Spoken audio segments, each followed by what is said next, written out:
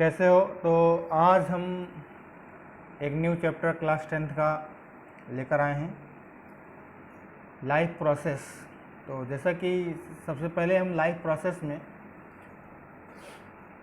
उसके इंट्रोडक्शन की बात करेंगे। इंट्रोडक्शन में कौन सी लिविंग बीइंग है, कौन सी नॉन लिविंग बीइंग है।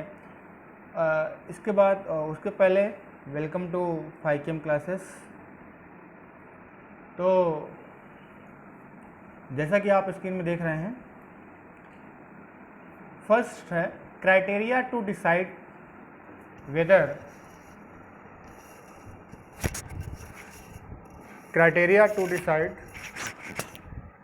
Weather something is alive. किस चीज़ से हम ये कह सकते हैं कि कोई चीज़ अलाइव है। The most important criteria to decide whether something is alive is movement. अगर कोई चीज़ चल रही है तो हम कहेंगे कि वो अलाइव है। पहली बात तो ये, all living things move without the help of any external help. Some movements are easily visible like the movement of body parts. Some movements are not easily visible like molecular movements. The molecular movement in cell and tissue is necessary for all life processes. तो life process में सबसे बड़ी देखने की बात यह है कि मूवमेंट तो होता है, तो कुछ तो मॉलिकुलर लेवल पे होगा जो हमें दिखाई नहीं देगा, कुछ वो सेलुलर लेवल पे होगा और टिश्यू लेवल पे होगा, और जो फिजिकल लेवल पे होगा वो हमारे बॉडी पार्ट्स अगर मूव करेंगे वो फिजिकल लेवल पे होता है। तो जैसे कि दिखाया गया इसमें, ये बर्ड है, फिश है, तो ये सब अपने बॉडी पार्ट्स को मूव कर रहे हैं। नेक्स्ट है लाइफ प्रोसेसेस क्या होता है। Life processes are the basic processes in living organisms which are necessary for maintaining their life. ऐसे प्रोसेस जिनकी आवश्यकता होती है लिविंग बीइंग के लिए, वो अपना पूरा लाइफ मेंटेन करते हैं, उनके पूरे लाइफ के मेंटेन के लिए नेसेसरी होता है। The basic life processes are nutrition, respiration, transportation and excretion. ये हमारे मेन लाइफ प्रोसेस हैं।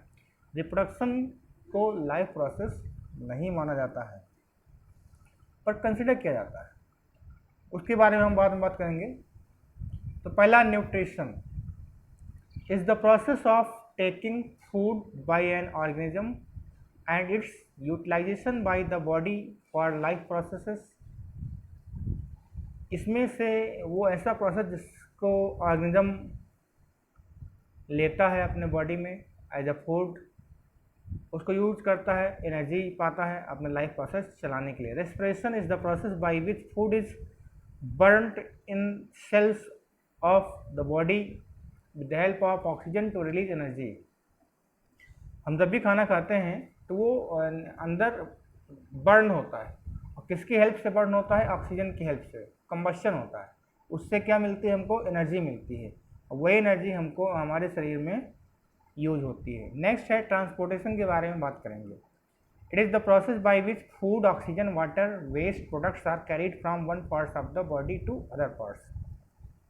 अब लिविंग बीइंग में तो चाहे प्लांट्स हो चाहे एनिमल हो, तो अगर प्लांट्स की बात करते हैं तो पानी दिया जाता है रूट्स में, पर ऊपर तक पहुंच जाता है। या लिविंग बीइंग की बात करें, लिविंग बीइंग में अगर हम एनिमल की बात करें तो खाना खाते हैं माउथ से, पर पूरे बॉडी में एनर्जी पहुंच जाती थी, या पानी इसी प्रकार से। तो ये जो पूरा ट्रांसपोर्टेशन है, ये भी एक प्रोसेस है। अब हम बात करते हैं एक्सक्रीशन की। Excretion is the process by which waste products are remove from the body. अब एक्सक्रीशन में जितने भी वेस्ट प्रोडक्ट्स आते हैं बॉडी में बनते हैं, वो सब रिमूव हो जाते हैं। अब यहाँ पर जैसे कि पहला वाला हमारा सिस्टम है डाइजेस्टिव सिस्टम, यहाँ पे फिर हमारा रेस्पिरेटरी सिस्टम है, ठीक है, और इसी प्रकार से किडनी, नेफ्रॉन और हार्ट का फिगर बना हुआ है। इसके बाद न्यूट्रिशन की बात करते हैं। न्यूट्रिशन को डिटेल में पढ़ते हैं। Nutrition is the process of taking food by organism and its utilization by the body to build the body for growth, to repair the damaged parts of the body and for energy. Nutrition एक ऐसा process है जो organism food के form में लेता है, उसका use करता है और फिर उसके बाद वो अपने बॉडी के सेल्स रिपेयर ग्रोथ करता है, रिपेयर करता है। जो बॉडी पार्ट को अगर डैमेज हो गया उसको रिपेयर भी करता है। Life on earth depends on carbon based molecules and most of the food are also carbon based molecules. The outside raw materials used by living organisms are food, water and air. जो बाहर से material लेते हैं तो क्या होता है, पानी होता है, खाना होता है, हवा होती है। पहला पार्ट है मोड ऑफ न्यूट्रिशन। हम न्यूट्रिशन को कितने पार्ट में डिवाइड किए हैं, तो इसमें वही आप सभी छोटे क्लास में पढ़े होंगे, ऑटोट्रॉफिक और हेटेरोट्रॉफिक न्यूट्रिशन। ऑटोट्रॉफिक न्यूट्रिशन क्या होता है, जो स्वयं अपना खाना बना लेते हैं वो ऑटोट्रॉफिक न्यूट्रिशन में आते हैं, और हेटेरोट्रॉफिक न्यूट्रिशन में जो दूसरे पे डिपेंड होते हैं। और जो उनमें से ये मोड ऑफ न्यूट्रिशन था। अब इसमें जो टाइप्स ऑफ हेटेरोट्रॉफिक न्यूट्रिशन में होलोजोइक होता है और हेटेरोट्रॉफिक न्यूट्रिशन के भी टाइप होते हैं। तो आप इस स्क्रीन में देख रहे हैं, इसको आप नोट्स बना लीजिएगा और हम आगे बढ़ते हैं। तो हेटेरोट्रॉफिक में जो इम्पोर्टेंट है वो saprophytic nutrition is nutrition in which organism gate their food from dead decaying organisms. ये एक प्रकार का न्यूट्रिशन है जिसमें जो ऑर्गेनिजम्स हैं वो डेड डिकेइंग ऑर्गेनिक मैटर से अपना फूड पाते हैं, जैसे कि mushroom, bread mould, east. Parasite nutrition, ये एक ऐसा न्यूट्रिशन है जिसमें ऑर्गेनिज्म अपना खाना लिविंग ऑर्गेनिज्म से लेते हैं, होस्ट बनकर, पर उनको मारते नहीं हैं, जैसे cuscuta, orchid, ticks, lice, leeches, roundworm, tapeworm, उन्हीं में रहेंगे। हिंदी में इनको परजीवी बोलते हैं। अब होलोजोइक न्यूट्रिशन, जैसे मैं कह रहा था, is the nutrition in which organisms take food directly and then digest and absorbs it. तो होलोजोइक ऐसे प्रोसेस है जिसमें ऑर्गेनिज्म डायरेक्टली न्यूट्रिशन लेता है, उसको डाइजेस्ट करता है, फिर उसको जितने जो न्यूट्रिएंट्स निकलते हैं उसको ऑब्जॉर्व करता है। इस कैटेगरी में अमीबा, पैरामीशियम, आदमी खुद हो गया, फिशेस हो गई, बर्ड्स हो गया। ओके, अब न्यूट्रिशन इन प्लांट्स, ये तो हम बात कर रहे थे एनिमल में किस प्रकार से होगा। अब प्लांट्स में कैसे होगा। प्लांट में बच्चों, आप सभी लोगों ने फोटोसिंथेसिस का नाम सुना होगा कि फोटोसिंथेसिस एक ऐसा प्रोसेस है जिसमें प्लांट्स अपना फूड क्रिएट करते हैं सनलाइट की प्रेजेंस में। प्लांट्स में आप सभी लोग जानते होंगे कि प्लांट्स में जितना भी ग्रीन पार्ट्स है उसमें क्लोरोफिल पाया जाता है। ज़्यादातर जो ग्रीन पार्ट्स होता है उसमें वो लीफ में पाया जाता है और कहीं कहीं उसके स्टेम में भी पाया जाता है। तो वहाँ पर क्लोरोफिल की प्रेजेंस में प्लांट्स जो होते हैं अपना फूड क्रिएट करते हैं। सनलाइट की ज़रूरत होती है, सनलाइट ऑब्जॉर्व करने में काम आता है क्लोरोफिल। तो इसके जो डेफिनेशन है, photosynthesis is the process by which plants prepare food by using carbon dioxide and water in the presence of sunlight, chlorophyll. The food prepared is carbohydrate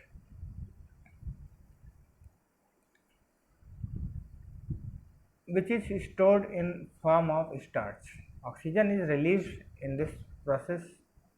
अब पानी रूट से मिल जाता है, CO2 बाहर एटमॉस्फेयर से मिल जाता है, सनलाइट सन से मिल जाती है, क्लोरोफिल खुद के पास होता है। ये सब प्रोसेस होता है और फिर उसको कार्बोहाइड्रेट के फॉर्म में उसको खाना मिल जाता है। जैसे कि यहाँ पर दिया हुआ है, CO2 और वाटर मिलके सनलाइट क्लोरोफिल ग्लूकोज बनाते हैं, वाटर और ऑक्सीजन बनता है।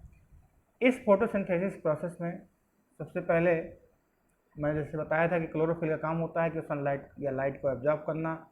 इसका लाइट एनर्जी केमिकल एनर्जी में कन्वर्ट हो जाती है और उसको स्प्लिट कर देती है वाटर मॉलिक्यूल्स और हाइड्रोजन एंड ऑक्सीजन में। फिर reduction of carbon dioxide by hydrogen to form carbohydrates. इसके बाद CO2 का रिडक्शन हो जाता है कार्बोहाइड्रेट्स में। तो आप जैसे कि फिगर में देख रहे हैं, सन से एनर्जी आई, क्लोरोफिल जहाँ होगा, एटमॉस्फेयर से कार्बन डाइऑक्साइड आती है, रूट्स से हम पानी उसको मिल जाता है, तो क्या क्या बनता है, कार्बोहाइड्रेट बनता है, ग्लूकोज फॉर्म होता है जो कि कार्बोहाइड्रेट होता है और ऑक्सीजन रिलीज होती है। ओके, अब हम बात करते हैं क्लोरोफिल की। तो अगला जो ये स्क्रीन में आपके पास दिख रहा है, आप इसको नोट्स में बना लीजिएगा। Chlorophyll are the green pigments present in the leaves. If we observe a cross section of a leaf under a microscope we can see cells are containing green dot like structure called chloroplast which contain chlorophyll। तो chlorophyll जो होता है, chloroplast एक प्रकार का plastid होता है।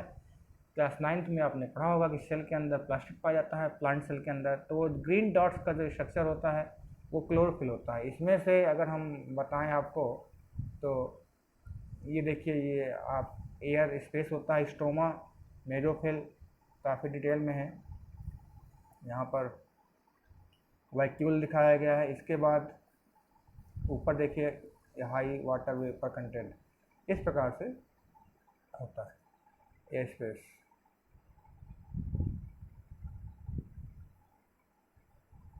अब हम स्टोमाटा की बात करते हैं। ये टाइनी पोर्स होते हैं जो लीफ में पाए जाते हैं, इन्हीं से गैसेस एक्सचेंज होता है, इन्हीं से वाटर भी अंदर जाता है, या जो एक्सेस अमाउंट में वाटर होता है वो निकल जाता है, जिसको हम ट्रांसपिरेशन बोलते हैं। तो stomata are tiny pore present in the leaves through which exchange of gases takes place. Each stoma, तो जो छोटे छोटे पोर होते हैं उनको हम स्टोमा बोलते हैं। Each stoma has a pair of guard cells, याद रखना है, विच controls the opening and closing of the stomatal pore. When water enters the guard cells it swells। जब पानी अंदर घुस जाता है तो जो गार्ड सेल्स पाई जाती हैं वो स्वेल कर जाती हैं, फूल जाती हैं। And the pore opens and when the guard cells lose water it shrinks and the pore closes. पानी जब बाहर निकलता है तो वो श्रिंक कर जाता है। ये हैं आपकी स्टोमा है छोटे छोटे, यहाँ जब ये पानी जाता है तो ये दो गार्ड सेल हैं, ये स्वेल कर जाती हैं। आप दिख रहा है ना, ये गार्ड सेल्स, ठीक है, ये चीज़, ये वाला गार्ड सेल्स हैं, ये गार्ड सेल्स हैं। गार्ड्स जब पानी जब अंदर जाता है तो वो स्वेल कर जाते हैं, जब पानी बाहर निकलता है तो वो श्रिंक कर जाता है। Water diffuse into guard cells which causes them to open on hot dry days। the guard cells have less water, they relax and stomach close। इसके बाद activity to show that chlorophyll is necessary for photosynthesis. ये एक ऐसी activity है जिससे ये मालूम चलता है कि फोटोसिंथेसिस में क्लोरोफिल की ज़रूरत पड़ती है। तो हम इसको देखते हैं क्या है। Take a potted plant having variegated leaves. Variegated leaves का मतलब ये होता है जिसमें जो कई कलर के एक पत्ती, जैसे इसमें कई कलर्स होते हैं, उसमें क्रोटन प्लांट आता है।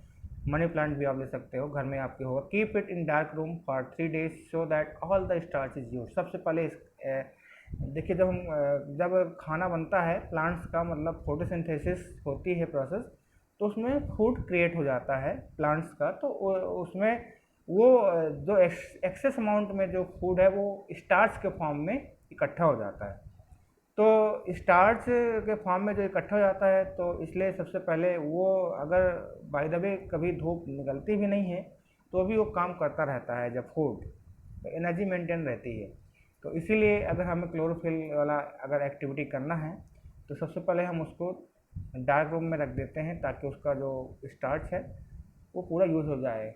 अच्छा, आपने कभी ये देखा होगा कि जब आप पत्ती को रख देते हैं, मनी प्लांट की ही बात मान लीजिए, तो मनी प्लांट अगर आप घर में रखते हैं तो कई दिन तक वो वैसे ही बनी रहती है, 1-2 दिन तक। क्यों? या कोई भी ग्रीन प्लांट हो, क्योंकि वो अपना स्टार्च यूज कर रहा होता है, ठीक है। Then keep it in a sunlight for 6 hour. इसका 6 आवर के लिए हम सनलाइट में रख देते हैं। Then take a leaf from the plant and mark the green areas of the leaf on a sheet of paper.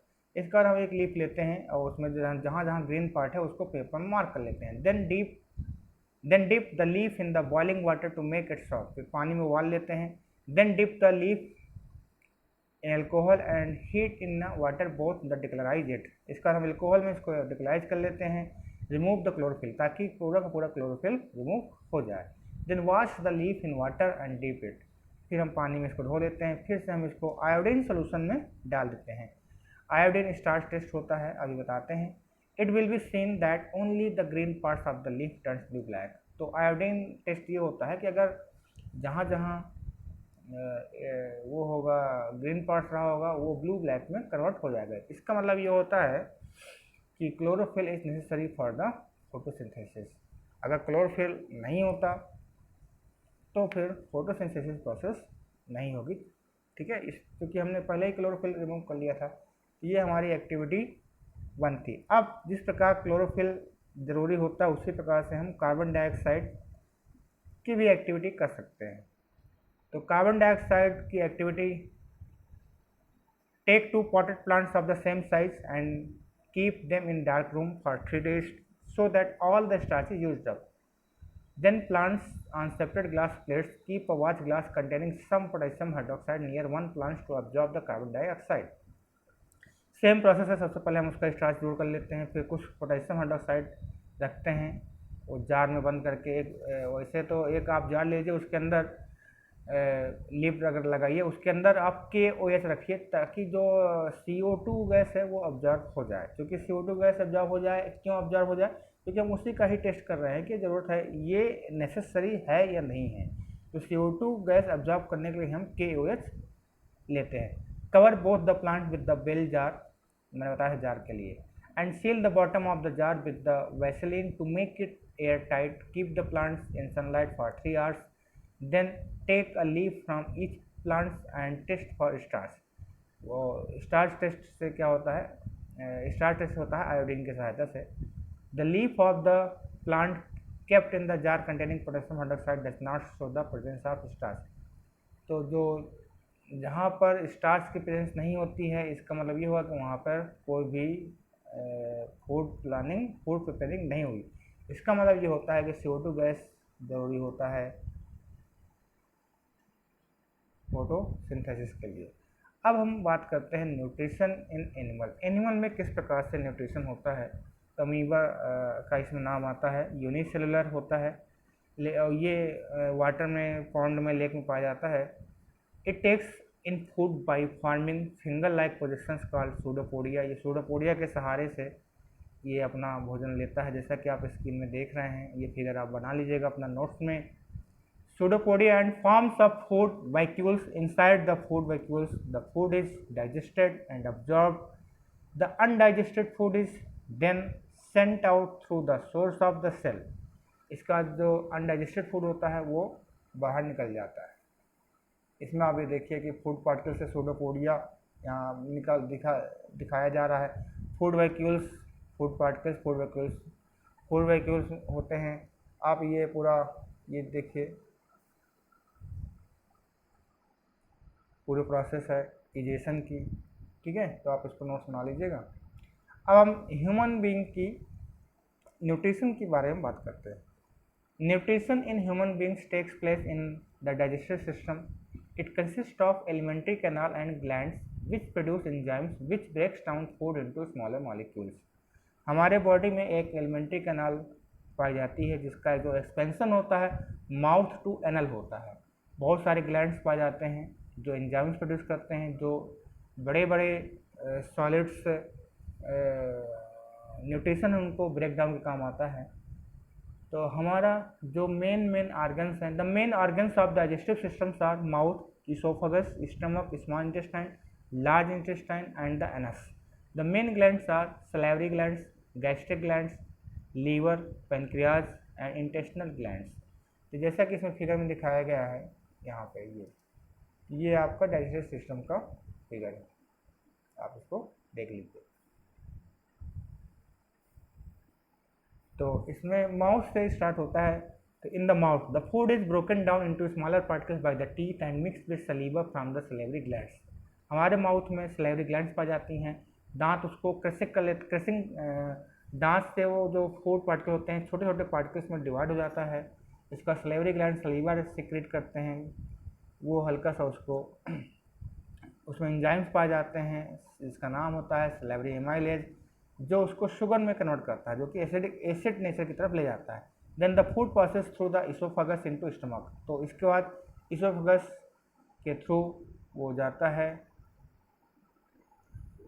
Food pipe भी बोलते हैं इसोफेगस को, स्टमक में चला जाता है। स्टमक में गैस्ट्रिक ग्लैंड्स पाई जाती हैं जो गैस्ट्रिक जूस क्रिएट करते हैं, वहाँ पर पेप्सिन, HCl पाया जाता है। In the gastric glands produce gastric juice which contain the enzymes pepsin, HCl and mucus. यहाँ पर म्यूकस का बहुत बड़ा रोल है। स्टमक में म्यूकस की एक लेयर पाई जाती है जो इनर वॉल से बचाती है। HCl एसिड है वो डैमेज कर सकता है। Pepsin break down the protein, HCl makes the medium acidic and helps in action of pepsin. Mucus protects the walls of stomach, जो मैंने बताया। In the upper part of the small intestine and called duodenum, जो intestine का, small intestine का जो upper part है उसको हम बोलते हैं duodenum. Okay, the food is mixed with the bile, जो लीवर से सीक्रेट होता है, and pancreatic juice from the pancreas. Bile breaks down fats into smaller globules. Pancreatic juice contains the enzymes trypsin and lipase. Trypsin breaks down protein into proteins and lipase breaks down fats. जो trypsin काम करता है वो protein को break down करता है, lipase को break down करता है फैट्स में।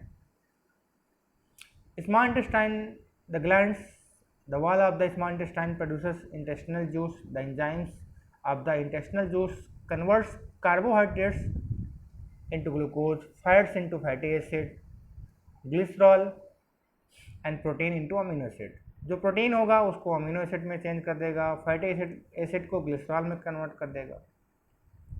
ग्लूकोज, जो स्मॉल इंटेस्टाइन में ग्लूकोज इंटेस्टिनल जूस होता है, कार्बोहाइड्रेट वगैरह जो ग्लूकोज में चले जाते हैं। ठीक है, फिंगर लाइक पोजीशन होता है जिसको हम बिली बोलते हैं, वो डाइजेस्ट कर लेता है। Digested food is absorbed by the blood and transported to all cells in the body. Then the undigested food passes into the large intestine. इसके बाद लार्ज इंटेस्टाइन में ये अनडाइजेस्टेड फूड जाता है, थोड़ा बहुत जो बचता है। In the large intestine water is absorb. Large intestine में क्या होता है, वाटर ऑब्जॉर्ब हो जाता है और बाकी की चीज़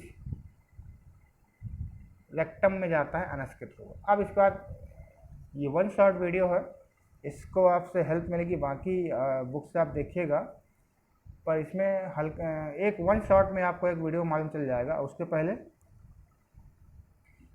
अब हम रेस्पिरेशन की बात करते हैं। Respiration is the process by which food is burnt in the cells of the body with the help of oxygen to release energy. Respiration एक ऐसा प्रोसेस है जिसमें खाना पहले बर्न होता है सेल्स में, ऑक्सीजन की हेल्प से एनर्जी रिलीज होती है। It takes place in the mitochondria of the sales.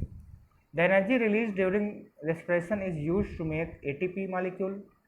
ATP का फुल फॉर्म होता है adenosine triphosphate, from ADP molecules adenosine diphosphate and inorganic phosphate. तो ADP में जब हम फॉस्फेट मिलता है तो ATP फॉर्म हो जाता है, ATP के रूप में ही यूज होता है, और जब भी बॉडी में ज़रूरत पड़ी तो फिर से वो ब्रेक डाउन होकर ADP बना लेता है। मतलब स्टोर जो होगी एनर्जी ATP के फॉर्म में होगी। एनर्जी करेंसी यूनिट होती है। Energy is stored in the form of ATP। whenever it is required then it breaks down in ADP. Energy is stored in the cells in the form of ATP molecule. When the cells need energy, ATP is broken down in the presence of water. तो ATP और energy मिल जाता है। अब respiration में दो तरह के respiration होते हैं, एरोबिक एंड एनारोबिक। एरोबिक में ऑक्सीजन की ज़रूरत पड़ती है, एनारोबिक में ऑक्सीजन की ज़रूरत नहीं पड़ती है। पहले स्टेप में दोनों में पड़ती, बात नहीं। जैसे कि हम एरोबिक की अगर बात करते हैं तो ये ऑक्सीजन के प्रेजेंस में होता है। It produces more energy.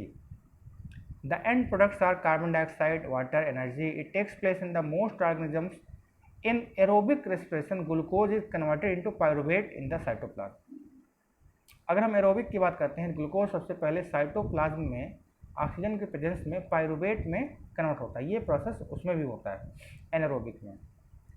फिर पायरुवेट से माइटोकॉन्ड्रिया में CO2 और H2 में कन्वर्ट हो जाता है, and then in the presence of oxygen pyruvate is converted into carbon dioxide water energy and in mitochondria। जैसे कि आप स्क्रीन में देख पा रहे हैं, रिएक्शन लिखी हुई है, आप इसको नोट कर लीजिएगा। Anaerobic respiration takes place in the absence of oxygen, it produces less energy, the end products are lactic acid or ethanol, carbon dioxide and energy, it takes place in muscle cells and yeast।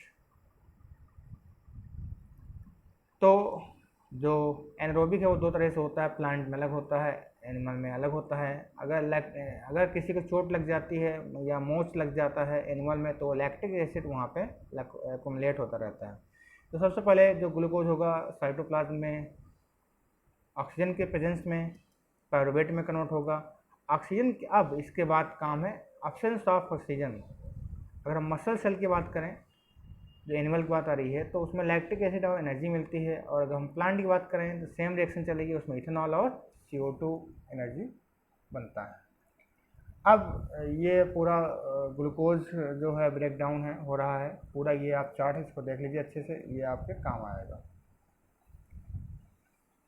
अब respiration in humans का जो topic है, तो इसको हम next lecture में consider करेंगे। उसके पहले अगर आप हाईकैम में नए हैं तो इस चैनल को सब्सक्राइब कर लीजिए, शेयर करिए और लाइक करिए। तो मिलते हैं अगले लेक्चर के साथ, तब तक